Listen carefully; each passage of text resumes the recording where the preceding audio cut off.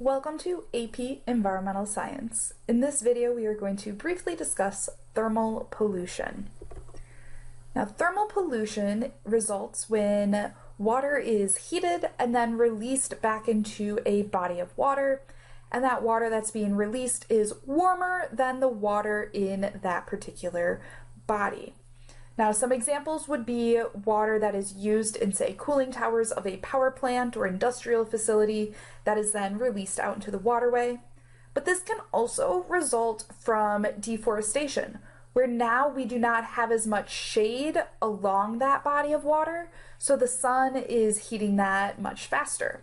This can also come from water treatment discharge and urban runoff, because again, in urban areas, that water is distributed in a thin layer across the surface of the ground, which then is heated by the sun, and as it discharges or runs off into that waterway, it is going to be warmer than the water that's normally occurring in that waterway.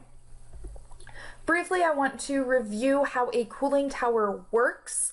Now, you do not need to add this to your notes. This is just a brain refresher. Remember, a cooling tower is just a fancy heat exchanger trying to reduce that difference between the water that's being discharged and that natural body of water. So what happens within this cooling tower is we actually have some water vapor that comes out the top of the cooling tower. So when you see what looks like smoke coming out of these cylinders, that's actually just water vapor from this cooling process.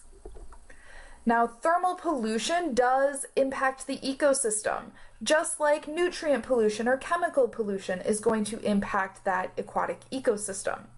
And this is because warm water does not hold as much oxygen as cold water does.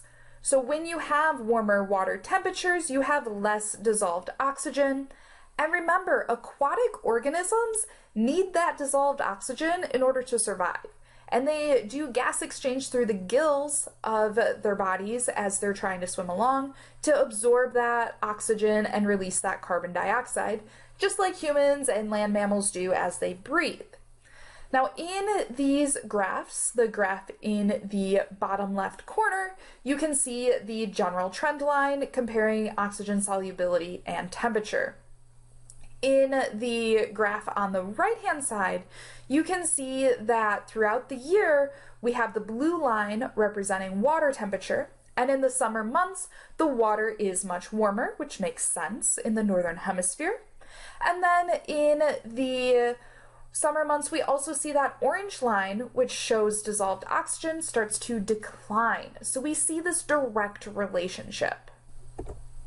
Now, in summary, you should be able to identify some sources of thermal pollution that impact aquatic environments, and you should be able to describe that primary impact of thermal pollution, which is that decreased dissolved oxygen.